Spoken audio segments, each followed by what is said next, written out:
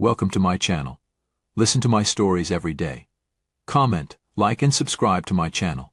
Enjoy listening. The city lights flicker with the promise of a lively evening as I weave through the bustling streets, clutching the bouquet of red tulips and a velvet box that cradles an expensive necklace. It's Clara's birthday today, and despite the late hour, I'm eager to surprise her at the chic bistro where she works as a waiter. The thrill of seeing her smile, the sparkle in her eyes at my unexpected appearance, fuels my steps. Pushing through the glass doors of the bistro, I scan the dimly lit room filled with the clink of glasses and the murmur of conversations. It's busy, typical for a Friday night, but there's no sign of Clara. My heart sinks a notch as I approach her co-worker Jess, who's polishing wine glasses behind the bar. "Hey Jess, is Clara around?" I ask, trying to mask my disappointment with a hopeful smile. Jess pauses, her expression unreadable for a moment. "Oh, she took a break a little while ago. Might be out back or in the ladies' room." "Thanks," I reply, feeling the weight of the velvet box in my pocket. I decide to wait and head towards the back, near the restrooms, figuring I could at least freshen up while I'm here. As I push open the door to the men's room, the muffled echo of a familiar giggle freezes me in place. It's followed by a voice that sears through my heart, unmistakably Clara's, but it's what she says next that shatters me completely. "Come again, honey. This is the best birthday present I've ever gotten." The words ripple through the air, and for a second I can't move, can't think. Anger and betrayal intertwine, tightening around my chest like a vice. I lean closer to the wall separating us, my breath sharp and ragged, as a man's voice responds, low and husky, his words obscured by the partition. Fury ignites within me, raw and blinding. I step back, clenching the bouquet so tightly the petals crumple. I won't just leave. Not like this. I'm not just going to let this go. I'm going to get back at them, I mutter under my breath, a plan beginning to form as the initial shock gives way to a cold, calculated rage. Exiting the restroom, I stride towards the bar, setting the flowers down with more force than necessary. Jess looks up, startled. "Everything all right?" she asks, eyes flicking to the crumpled tulips. "Fine," I snap, then soften my tone. "Actually, could you do me a favor? When Clara gets back, can you give her these?" I nod towards the flowers and the necklace. Tell her they're from a secret admirer." Jess nods, confusion clear on her face, but she agrees. "Sure, I can do that." Thanks. I turn to leave, pausing at the door to look back. The bistro buzzes with oblivious cheerfulness, a stark contrast to the storm brewing inside me. As I step back into the night, the cool air does little to soothe my seething thoughts. This betrayal won't go unanswered. Clara and her mystery lover have just ignited a fire, and I'm about to make sure they get burned. Walking away, I feel the heaviness of the necklace in my pocket. A gift ungiven, a symbol of a love betrayed. But this isn't the end. It's just the beginning, and I'm ready for whatever comes next. The night air bites at my skin as I pace down the shadow-drenched streets, each step echoing my racing thoughts. I can't shake the image of Clara, her voice, those words. But anger is a catalyst, and as the city's neon blur streaks past, a plan begins to crystallize. First, I need allies, people who see Clara as I now do, or who could benefit from her downfall. I remember a name, an old friend from the bistro where we both once worked, before Clara's charm overshadowed my position there. Leo, a cook with his own gripes against Clara, whose ambitions had been stifled by her manipulations. I pull out my phone and dial his number. It rings twice before he picks up. "Leo, it's me," I start, not bothering with pleasantries. "I need to talk to you. It's important." There's a pause, a shuffling of background noise. "Now's not a great time, man. What's it about?" "It's about Clara," I say, letting her name hang heavy between us. Silence, then a sigh. "All right, meet me at O'Alley's in 20. The pub is dim and reeks of stale beer when I push through the door. Leo sits at the far end of the bar, a half-empty pint in front of him. He looks up, his expression wary. "What's this about Clara?" he asks as I slide onto the stool beside him. I caught her cheating tonight. At the bistro. With a customer no less, I confess, the words tasting bitter. Leo's eyes narrow. That's rough, man. But why tell me? Because I lean in, lowering my voice. I want to expose her. And I think you want to, too. She's been stepping on people to climb up, hasn't she? How long until it's you she screws over? Leo chews on this, his gaze drifting to the rows of bottles behind the bar. Finally, he nods. All right, I'm listening. What's your plan? We gather evidence, I propose. Anything we can use. I know a couple of others at the bistro who might help. Maybe they've seen something that can prove what she's really like. And then Leo probes, skepticism threading his tone. And then we take it all to the manager. Or better yet, the owner. Clara's been playing a risky game. It's time it caught up with her. Leo considers it, the lines of his face hardening with resolve. Okay, I'm in. But we do this smart. No rash moves. Agreed, I reply, feeling a surge of vindication. Together we plot our next steps, outlining who to approach and what to look for. By the time we leave the pub, the plan is set, and the wheels are in motion. As I head home, the weight in my chest feels lighter, but it's replaced by a tangle of anticipation and dread.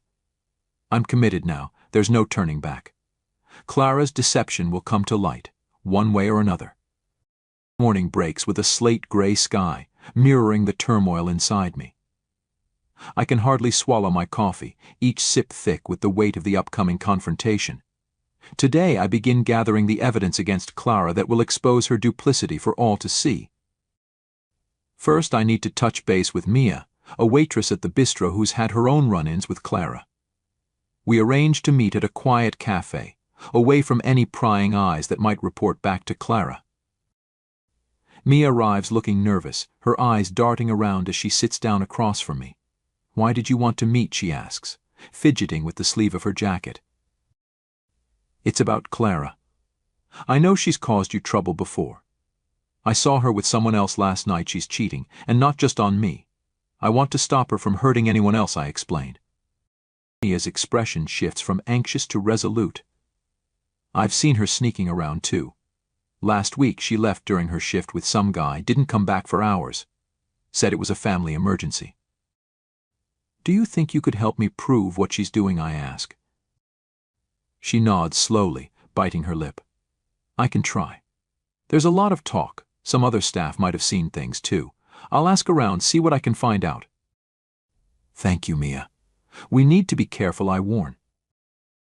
I know. Clara can be vindictive. After our meeting, I head to the bistro. My plan is to talk to a few more staff members I trust. The restaurant is buzzing with the lunchtime crowd, but I managed to pull aside a couple of colleagues during their breaks. Tom, one of the bartenders, agrees to keep an ear out. Clara's always been a bit too slick, he whispers behind a stack of clean glasses. I'll let you know if I hear anything weird. By the time my shift starts in the evening, the network of eyes and ears around Clara is set. I keep my interactions with her coldly professional, my stomach churning every time she laughs or touches my arm, pretending everything is normal. Mid-shift, I catch a break. I'm refilling condiments in the storage room when I overhear voices from the office. The door is slightly ajar, and it's Clara, speaking in hushed tones. I told you, we need to be careful, she murmurs, frustration lacing her voice. I know, babe, but it's thrilling, isn't it? The risk, a man replies, his voice low and coaxing. I don't recognize the voice, and my heart pounds as I press my phone against the gap, recording their conversation. They continue to talk about their next rendezvous, oblivious to my eavesdropping. The recording is solid gold, a direct insight into Clara's betrayal. I slip away before they can see me, my heart racing with both triumph and a pang of sorrow for what was once my relationship. That evening, as I lay in bed, I listen to the recording again. Their words confirm everything and more. Tomorrow, I'll play it for Leo. With this evidence, we can take our findings to the bistro's owner. Sleep is elusive as I turn over the day's victories and the confrontations to come. Clara's web of lies is unraveling, and I'm the one pulling the strings now. The morning air is crisp as I meet Leo outside the bistro before it opens. Today is the day we confront Clara with everything we've gathered. My pocket feels heavy with the recorder, a small device yet so laden with consequence. Leo claps me on the back as we walk in. Ready for this? As I'll ever be, I reply, though my nerves twitch under my skin. We decide to bring our findings to Mr. Henderson, the bistro's owner, first. He's an earnest man who values integrity above all. We find him in his office, poring over some papers. Mr. Henderson, we need to talk to you about something serious, I start, my voice steady. He looks up, concern knitting his brows. What's the matter? It's about Clara. Leo interjects, his tone serious. We have reason to believe she's been engaging in activities that could seriously harm the reputation of this bistro. I hand Mr. Henderson the recorder. We have proof of her indiscretions, I add. Mr. Henderson listens intently to the recording, his expression turning from disbelief to dismay. This is very serious, he mutters after a pause. I'll need to confront Clara about this. He calls Clara into his office, asking everyone else to wait outside. The minutes drag like hours, filled with anxious whispers among the staff. When the door finally opens, Clara's face is unreadable, a mask of calm that doesn't reach her eyes. Mr. Henderson steps out, looking grave. Clara has resigned. Effective immediately, he announces to the gathered staff. Thank you for bringing this to my attention. We'll need to discuss how to move forward without her, but for now let's focus on our work. As the crowd disperses, I feel a mix of relief and emptiness. It's over, yet the victory is hollow. I'm about to leave when Mr. Henderson calls me back. There's something else, he says quietly. Clara wasn't just having an affair. The man she was involved with is part of a group known for laundering money through restaurants. We caught her just in time. Shock courses through me. Clara's actions had deeper ramifications than I had imagined. I owe you one, Mr. Henderson continues, and I need someone I can trust to help keep an eye on things around here. How would you feel about a promotion? The offer takes me by surprise. I'd be honored, sir, I stammer. As I step out of the office, the weight lifts from my shoulders, replaced by a new sense of purpose. But as I pass the bar, a photograph catches my eye. It's an old staff photo, and there, laughing, is Clara, looking happy and carefree. I pause, struck by the memory. Maybe there was more to her story than I knew. Maybe we all have our secrets, hidden just beneath the surface. Turning away, I decide it's time to look forward, not back. The bistro will need to rebuild, and I with it. As I start organizing the bar, I feel ready for whatever comes next, embracing the future with a newfound resolve.